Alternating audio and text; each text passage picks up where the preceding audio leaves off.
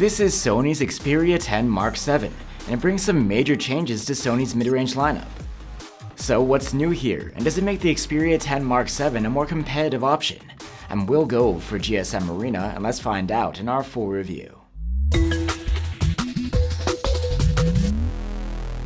Sony's mid-range phones have a particular look and feature set, and the new Xperia 10 Mark VII follows in the same tradition.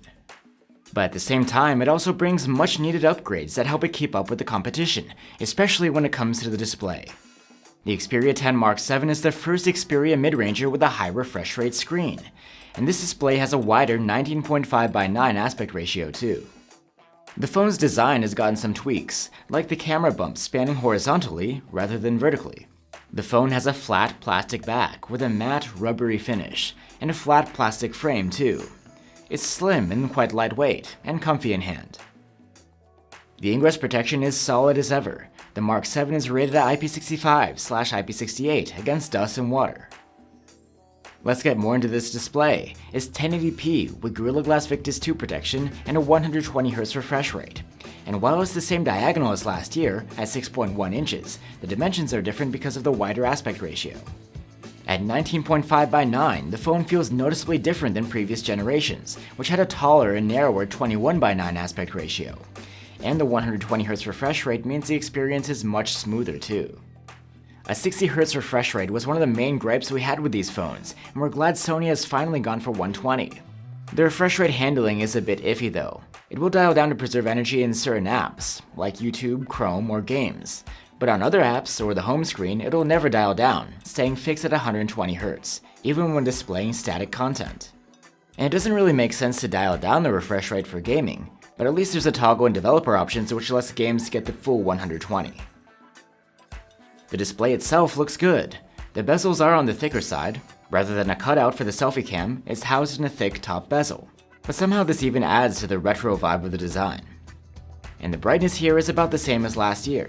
We measured to over 670 nits with the manual slider, and this can boost up to over 1060 nits in auto mode if you need it. That's enough for solid legibility outdoors.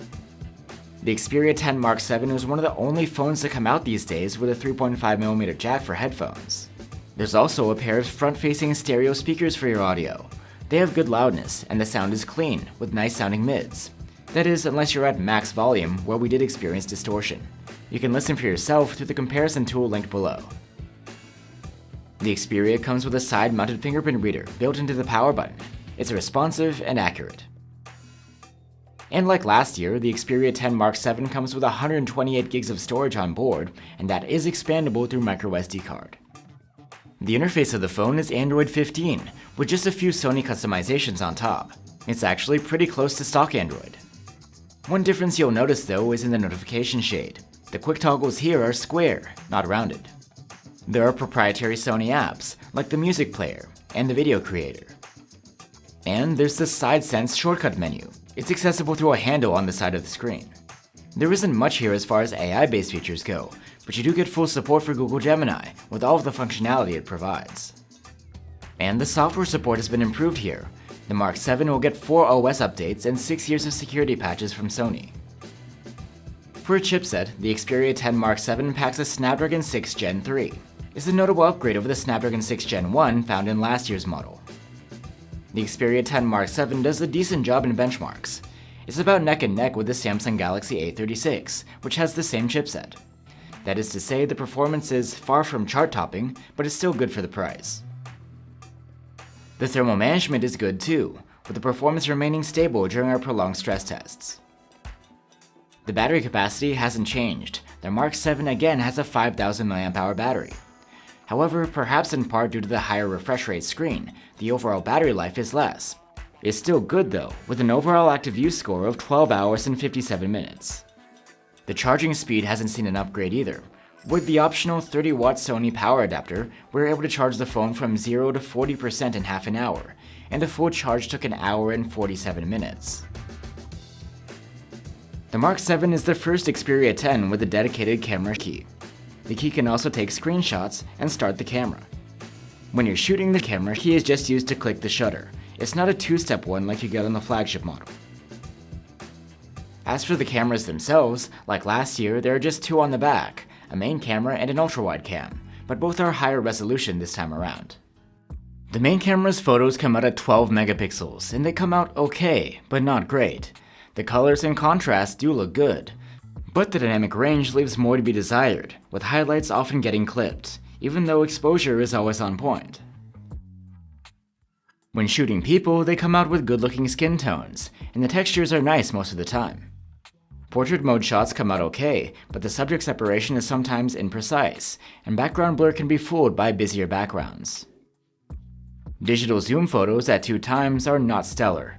They're soft, and foliage appears rendered quite artificially. Still, the contrast and colors remain nice and lively. In low light conditions, the main camera uses automatic night mode processing. The results are quite good for the class. The exposure is nice, there are not a lot of clipped highlights, and the detail is pretty good, and so are the colors. Now we have the ultrawide camera, which also produces 12 megapixel photos.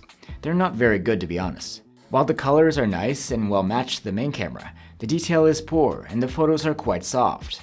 And dynamic range leaves a lot to be desired. There are plenty of clipped highlights.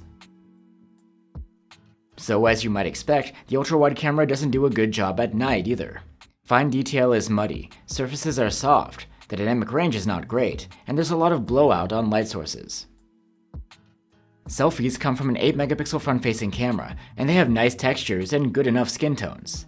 The dynamic range is quite limited though. The Xperia X Mark VII can capture 4K videos at 30 FPS from the main camera. The other two cameras are limited to 1080p. 4K videos from the main camera are decent, with good detail overall and nice colors. The dynamic range though isn't great, and there are plenty of clipped highlights.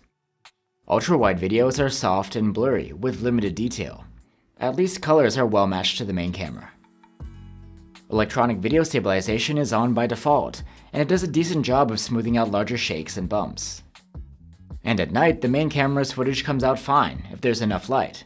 However, the dynamic range is narrow, so shadowy areas come out very dark, and the light sources are quite blown out. So there you have it, the Xperia X Mark VII. It's a light and durable mid-ranger with an updated, understated matte look. Not to mention you get a headphone jack, expandable storage, a camera key, and front-facing stereo speakers. We're also glad to see a high refresh rate screen here. It's a feature that's long been overdue. The phone isn't perfect. There are competitors with more powerful chipsets, faster charging, and better cameras. But the Xperia X Mark VII does have its own unique charm, and if that speaks to you, it could be worth checking out. Thanks for watching, guys. Here are some alternatives on our channel: Samsung's Galaxy A36 and Xiaomi's Poco F7. Let us know what you think, and I'll see you on the next one.